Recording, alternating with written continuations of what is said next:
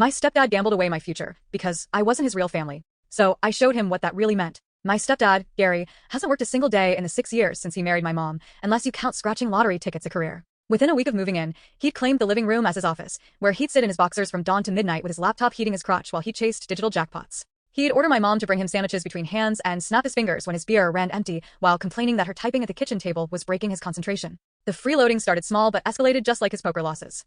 First, it was the chore chart he made for me when I turned 17 that listed everything from scrubbing toilets to mowing the lawn because I was living rent-free while he watched YouTube for 14 hours straight. When I got a 50-cent raise at work, he called a family meeting about how selfish I was for not contributing more and made mom cry about how they were struggling while he had 3 monitors set up for his online poker career. On my 18th birthday, Grandma sent me a $500 check for college textbooks, but Gary got to the mailbox first and cashed it at the check cashing place before losing every penny in 4 hours. He told Grandma I'd blown it all partying with my druggy friends. And when I yelled at him to tell her the truth, he called my manager at Subway, pretending to be a concerned customer who saw me pocketing cash from the register. I got fired the next day, and he just laughed when I begged him to take back his complaint. The breaking point came when I woke to Gary standing in my doorway at 2 a.m. asking for my bank account information because he'd been losing for 3 days straight and needed money badly. I refused because I had saved every cent from years of hard work, so I could move out after graduation. He started ransacking my desk drawers and throwing papers everywhere while searching for my bank cards. And when I lunged for my laptop to keep him from taking it, he shoved me back hard enough that I hit the wall.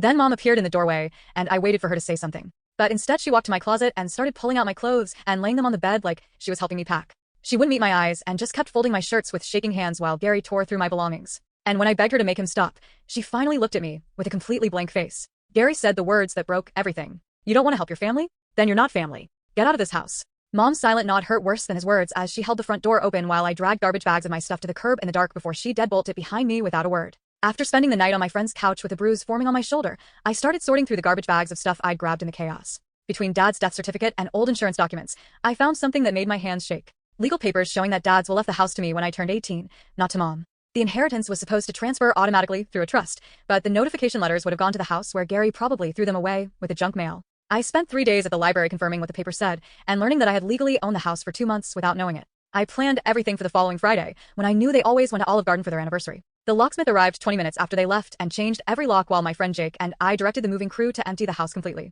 We piled everything on the front lawn with Gary's 3 gaming monitors arranged in a pyramid by the sidewalk where all the neighbors could see. I waited inside my empty house with the lights off until they pulled up at 10 p.m. And Gary sprinted from the car when he saw his stuff before pounding on the door when his key wouldn't work. I called Officer Clive, who was Jake's dad, and he arrived in 10 minutes to examine my deed and inform Gary that he was trespassing on my property and needed to collect his belongings and leave immediately.